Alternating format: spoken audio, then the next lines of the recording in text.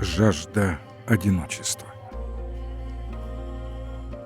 Однако бывают минуты, когда просто необходимо уединиться. Постоянная жизнь на людях, на виду у товарищей по несчастью, каждый день, каждый час, даже при выполнении каких-то мелких житейских процедур начинает тяготить, рождает настоятельную потребность хоть немного побыть одному. Это просто какая-то тоска по одиночеству, по возможности остаться наедине с самим собой, со своими мыслями.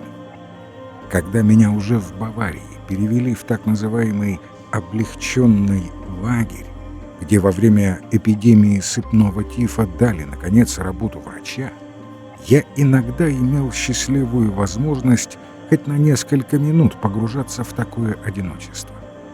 Позади сыпно-тифозного барака, то есть простой землянки, где лежали около 50 лихорадящих, бредящих больных, рядом с двойной оградой колючей проволоки был маленький тихий уголок.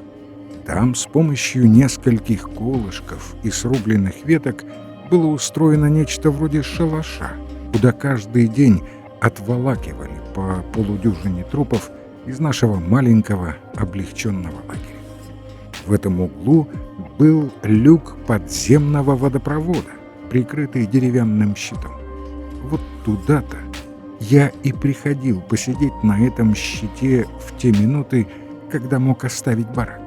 Присев на корточки, я часто смотрел сквозь сетку колючей проволоки на цветущие поля и голубеющие далекие холмы баварского пейзажа. Там я давал волю своей тоске, своим мечтам. Оттуда улетал мыслями на север, на северо-восток, туда, где, я думал, находились те, кого я любил, но где сейчас я не видел ничего, кроме зловеще причудливых облаков. Завшивленные мертвецы, лежавшие рядом, не мешали мне. От мира мечтаний меня могли оторвать только шаги конвоира, прохаживавшегося вдоль проволоки, или голос, звавший меня получить новую порцию медикаментов, выделенных для моего карантинного барака. Обычно она состояла из 5, а однажды даже 10 таблеток эрзац-аспирина или кардиазола, и это на несколько дней и на 50 больных. И с таким вот запасом медикаментов я начинаю делать визиты своим больным. Перехожу от одного к другому, считаю пульс, в тяжелых случаях даю половину таблетки, в самых тяжелых не даю ничего.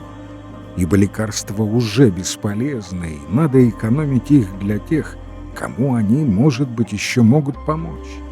А в легких ограничиваюсь добрым словом, за неимением ничего лучшего. Как двигался я между нар, сам до предела ослабевший и истощенный после перенесенного недавно тяжелого сыпного тифа. А потом снова шел в свой уголок и садился на крышку водопроводного люка. Кстати, он однажды сохранил жизнь 3 заключенным. Незадолго до освобождения начали формировать массовые эшелоны, по-видимому, в Дахау.